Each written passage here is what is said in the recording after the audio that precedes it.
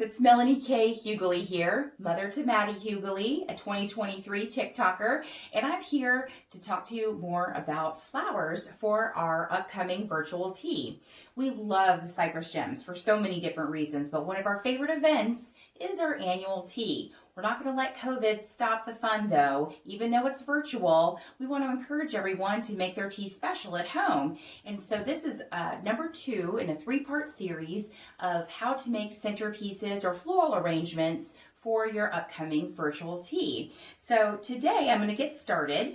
I am going to talk about how we can use alternative methods other than a vase, alternative containers for our specialty. And today we're going to talk about something we probably all have at home, a fancy little teacup. Remember, ladies, no pinkies out. Well, this is my grandmother's teacup, and perhaps you have something like that at home. But I'm going to demonstrate on how to make an arrangement inside of a teacup. And if you don't have a teacup that you like at home, I suggest using something like a dessert dish like this, a compote. One of the key things about when you're actually sitting down at a small table across from somebody is you don't want to be blocking the view from the person you're talking to with your flowers. So the rule of thumb whenever you're making flower arrangements is that you never want the flower arrangement to be taller than your elbow to your hand. Now I'm very tall, so I've got a really long arm, about this size, on a typical round table that we would have, say, at the Nora Center or at a traditional venue. That distance, though, decreases the closer you are to someone. So we want to keep things that are nice and low and small. Our first video, we talked about making a traditional arrangement from flowers that you might get from the grocery store in the plastic cellophane wrap. So today you can still use those similar type flowers if you want, or even blooms from around your garden in your home, to make this nice dainty teacup themed tea party centerpiece. So what we're going to do to get started is I've got a little bit of a bucket here to give me a little bit of edge so you can see a little bit better online. And what I've done to get started is I always clean out any vase that I'm using very good, thoroughly with soap and water. If you remember from the first video, the number one enemy of any flowers and keeping them long and fresh and alive for an extended period of time is making sure that they have a good, clean drinking source, that bacteria is not getting up in the xylem and the phloem of each of the stems of the flowers. So we always want to clean, start our vase or container that we're using to make sure it's nice and clean. And what I put inside there, you probably see this little bit of foam, and this comes from a large block of Oasis floral foam. I think there's YouTube videos out there of people taking this floral foam and rolling over their cars, and it's just crazy, but it's super fun. You can find this at most craft stores. Florists have been using them for years. And you simply take a good old-fashioned butcher block and you're going to cut off into a smaller piece that's going to fit the size of your teacup. So mine came down to a very small size, and I went ahead and put it inside. I'm not going to use the cross-wire taping method that I showed you in the first video because it's going to sit and it's going to be low enough. Additionally, I did fill a little extra water here. As we add our stems, you're going to notice that the water line does increase and fills up, and so but at the very end we're going to dump out the water and refill it with fresh clean water, right? So to get started with our little teacup centerpiece, we're going to first start with our greenery. And what's nice about something this small and petite, we don't want to completely cover the actual design of the teacup too much, but we always want to hide the edge and the area around it. And you can use just small little cuttings of greenery from perhaps your garden or so. And you're basically going to start off with your main position, and wherever you start your greenery and the height, that's kind of going to dictate the height of the overall arrangement. So I put in 2 pieces of silver dollar eucalyptus here, and just let's move this back over and test our little method of keeping things not too high. This is going to be well within a nice little teapot conversation piece back and forth. In other words, it's not going to block us in our view. So that's a good, nice height to get started with our flowers. And so we're starting out and we're going to green it. And I've got, this is Silver Dollar Eucalyptus. And remember, one of the tips that I shared with about our eucalyptus is that it's actually poisonous to other flowers if the water is not changed out frequently. And that's because eucalyptus, all varieties, this is a feather euc, and this was a Silver Dollar. Baby blue is this, you've probably seen this before. Baby blue, and they're seeded euc, all contain tea tree oil. Tea tree oil is that compound that is, the koalas love it, that's what they eat, eucalyptus, but it is very strong and powerful, and is too powerful though for other gentle blooms. So whenever we use eucalyptus in an arrangement, if I'm doing a wedding or something, I'm doing that at the very last minute before I'm adding that in or designing those arrangements, or making sure that if I do make it, I'm changing the water at least once a day on those arrangements. But of course, I had suggested that we change the water regardless every day for a regular arrangement. So as you can see here, I'm going around, and just like a clock, 1 o'clock, 2 o'clock, 3 o'clock, I am inserting greenery that I have of different types. What's nice about doing smaller little centerpieces like this in foam is that you can use as a florist, I get to use my leftover little bits and pieces that I had to trim off or cut or maybe broke off, doing other larger arrangements. And so, that's a great little tip. And so I hold on to my other little pieces of greenery into a little side vase. And they're also great little bits to help make boutonnieres and corsages. So I hold on to my extra little greenery bits for that purpose when I'm doing my business. And filling it in. Now, I don't want to go too crazy, but I'm making sure that if I'm looking at my teapot, I'm covering the edges pretty well with the greenery so that after I put in the flowers, I'm not seeing too much of the edge. I'm not going to go super crazy because I'll come back in again the second time and put in additional flowers. But I am going ahead and making a good wide spread all the way around so that when I begin my insertions with my flowers, you can space those out and have almost all of your arrangement completed. Okay, that piece doesn't look so great. And when you do have a super small arrangement like this, you'll want to go ahead and make sure that you are picky about your actual individual leaves and blooms. For example, I have this one piece that I really like, but some of the edges on this is getting bad. So I'm going to go ahead and pull these off. If there was a stick that was coming out, I would take my snips and trim it. We talked about in the first video that I don't recommend you use your little kitchen scissors and shears to do this, but to actually get some sort of garden shears, something, a bunch cutter, something of that nature. You can get those at Lowe's or Home Depot, at craft stores as well. It's just a little bit more durable and won't dull as fast as kitchen scissors will, and that sort of thing. So, okay, I've done a pretty good job of greening all around. Then I'm going to start with my primary flower. And in this case, I'm going to use a rose.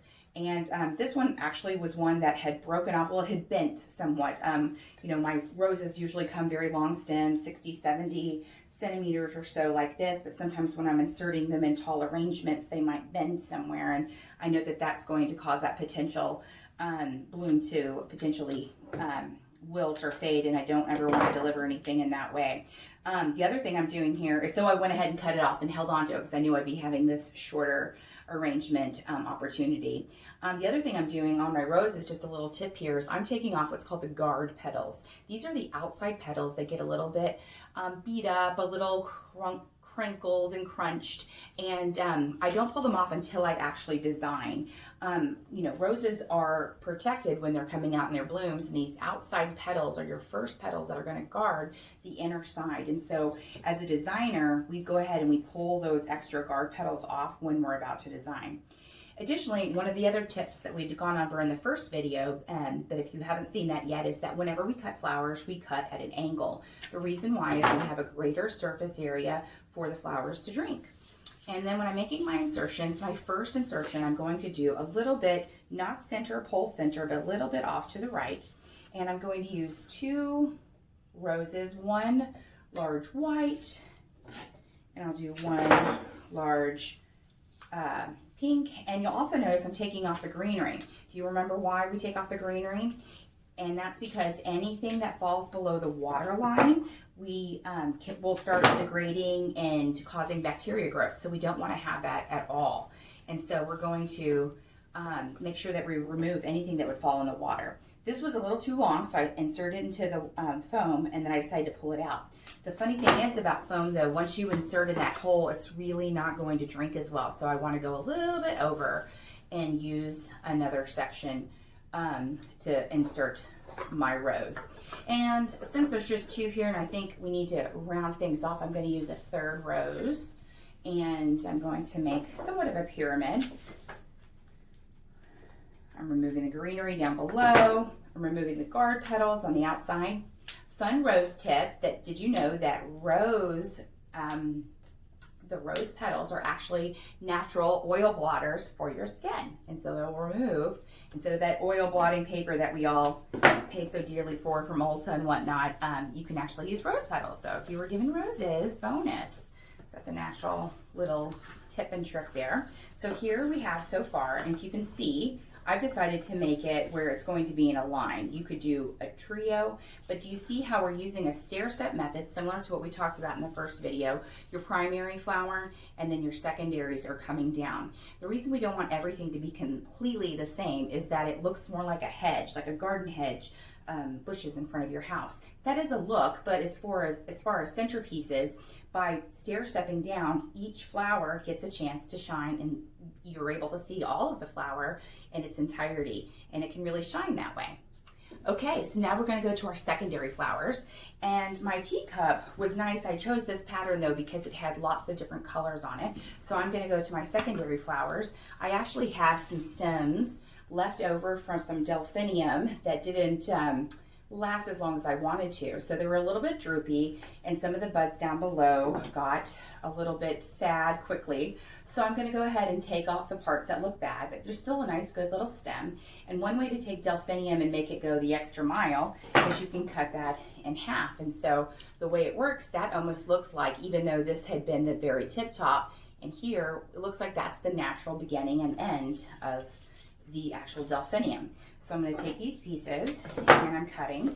And remember, it's always better to cut a little more conservatively, going a little bit longer at first, because you can always come back and trim up and make it a little bit smaller. You can't make it grow back, right? So we always start very conservatively. So I put those two pieces on each side. That looks fun.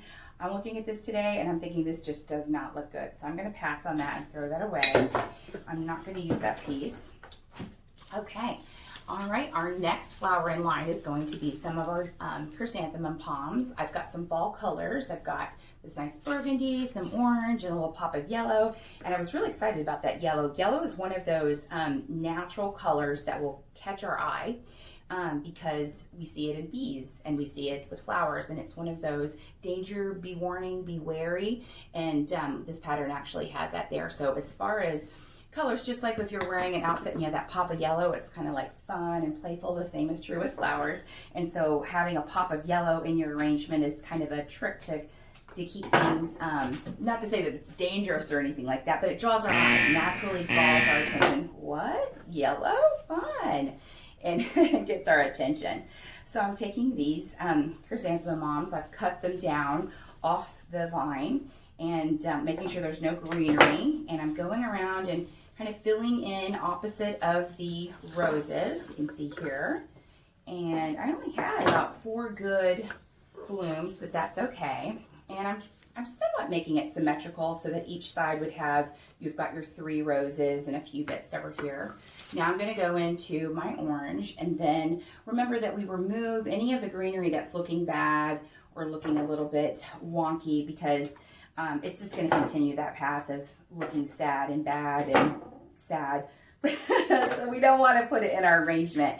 Anything we put into our arrangement, we want it to be the best quality at top notch, because of course cut flowers are something temporary, and we're always trying to present, and especially as a business owner, something that's long lasting and you can get the most enjoyment of. All right, taking in some of my oranges. All right, that looks fun. Okay, I've got another stem of my nice oranges over here. And I'm going to, if you can see, there's several brackets in this chrysanthemum palm. And so I'm taking off these longer ones, but do you see that one pole one? I'm gonna go ahead and keep that pole one in one piece. And that's so nice because when I place this in on this side here, it's really going to fill in and create a lot of volume and fullness in this design. I really like that.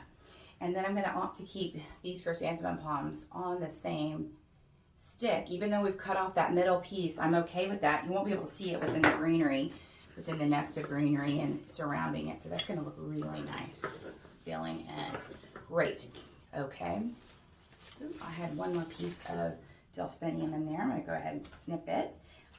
So for a teacup type arrangement, same thing. You can get one of those pre-made cellophane wrapped kind of packs of flowers at the grocery store if you want. And go ahead and pull that apart and you can make a nice little arrangement. Get some greens from your yard if you want to.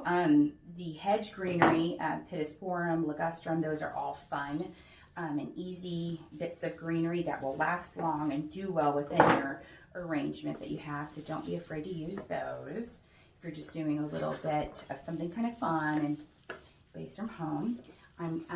The foam is nice inside the cup because it holds the place. But one of the things to know about foam is that typically arrangements in foam don't last as long as a water arrangement, just simply because when the water is out of the foam and the flower has drunk the water out of the foam, it's going dry and it begins to start the dying process.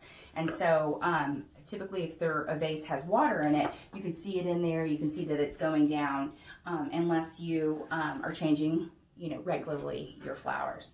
All right, so basically I have added in my teacup, I've had my 3 main flowers and I've taken the palms and I've gone all the way around the cup and I have my greenery. So now what we're gonna do is we're gonna add in some filler. Now one of the fun fillers that I like in the fall, well it's actually a foliage, but I also like to use it as a filler. It's called Agonis. It smells awesome. Ask your florist about this, but Agonis smells so great and it has this really feathery burgundy color. It comes in large packs kind of like this. And as I'm designing with it, I'm always trimming off pieces that fall below the water line and I hold on to them for my future little arrangements. And I'm going to take these little pieces and I'm going to fill in wherever there is kind of a hole. And it's going to go above the sight line of the rose. It's going to be okay that we had our roses, but I'm letting it pop out and be that bit of whimsy, that bit of extraness that's coming out and around. And so I'm going around my teacup and I'm just adding bits and bits all around. I'm giving fresh trims, even though it was in the water from yesterday. I always freshly trim anything before I insert it in my foam. The reason why is I'm allowing the plant to have its optimum chance to drink. Flowers are just like us in that they scab over so that, when we fall and we hurt our knee, we scab over so we don't bleed to death, right? Our body clots and forms a scab. Flowers do the same. They're at the end of their flowers, they don't want to dry out, so they seal themselves off, and we're basically reopening that pathway so that it can drink water. We want it to drink water as long as possible so that it lasts as long as possible as a cut item. All right, so I keep going around with my greenery and I'm filling in. There's a little bit of a low spot over here, and I'm not so afraid. I'm not trying to make this roundy, moundy, solid. I want to have a little bit of depth. I want to go in and I want to go out and I want to have a little bit, but you never want to have one of your secondary flowers like a palm being higher than your primary flower. You wouldn't have, in other words, your palm just like sticking out higher than your rose. Your rose is always going to be your primary flower. Now it's okay to have little bits and fun little embellishments like this Agonis filler that's kind of popping out and around. That's always fun. But you want to make sure that you have that to be your primary source. That's your focal point. And then additionally, I have a little bit of thistle that I had left over. Thistle looks like this, Jackpot Blue. Erigeum is the right taxonomy name for it. We call it thistle, just like we call, you know, periwinkles. It's technically vinca. We know a lot of flowers by their common name, but they all have, you know, official taxonomy names. And as a florist, whenever you're worth your salt and you're working within the industry and you're talking to your wholesalers, they always want to know their real name. Although sometimes they're nice and let you get away with calling it its nickname. All right, but a rose is a rose. Rose is always a rose. There's no special name for a rose other than just a rose. Okay. And adding in that little bit of this blue. Also is, it was also echoing in the pattern of my china. So this is really a colorful pattern, but it makes it's going to make our tea party even more fun and the table just more festive and create that atmosphere. A lot of people will question me and say, you know, why do we even use flowers? They die so quick. Why do we even bother with it? But anyone that's received a delivery of flowers knows that there's something very special about getting flowers. It's a treat, right? It's not an everyday occurrence. Boyfriends will bring them over on a first date. You got them, your mom probably got them when they were when you were born. We use flowers when we get married. We use flowers also when we pass and we're doing a memorial service. Flowers mark the major occasions in our life. And so having a party, having a special celebration is made more memorable by flowers because one key reason, it's that of the scent, the floral. The flowers, they smell, and smells mark our memories. Just like you go into a home and you might smell fresh baked cookies. That's what realtors do to make you buy their home. You might think, oh, it smells just like grandma's house. And it brings back that memory, makes it a more warm and inviting memory so that you're more likely to buy the house, for example. Same is true with flowers. You smell them, you think, oh my gosh, that reminds me of that time my boyfriend picked me up and brought me fresh roses. It keys in and creates memories. So that's why all of our major milestones in our life have flowers. And of course, obviously an artificial flower isn't going to have the same scent. So there's a reason why we have flowers.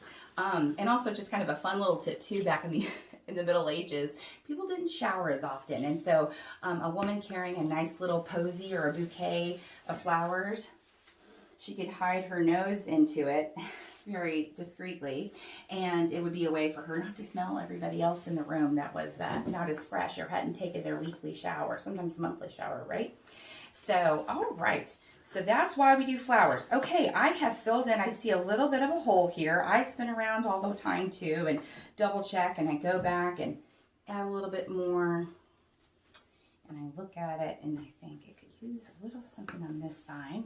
So I hope you will consider getting some flowers for your centerpieces for your upcoming virtual tea. It'll be fun for you and your daughter or your mom, whoever's watching this right now, to put something together that's unique and fun for you. It'll help create the nice memory of this tea that we would have, even though it's going to be virtual. Here we go. Here's our final product. So here's our little teacup. Here's our arrangement. And we're going to move this over, and I'll show you to make sure to pass the test. Is it too tall? No, it's not tall at all. So it's well within our our size requirement. And if I were sitting just right across in a very tiny little cafe table, this would still be nice and petite enough to work and not be overwhelming. So I hope you enjoyed this second video of flower tips and tricks for our upcoming virtual tea. You've got one more to come. Make sure you look for that. Thanks so much for all that you guys do. I want to give a shout out to the board. They're so supportive and trying to make this the best experience possible for us despite the setbacks of COVID. And also on the tea committee, I know we're doing our very best to make sure that the tea is awesome this year. So thanks so much. This is Melanie Hughley, your 2023 patroness.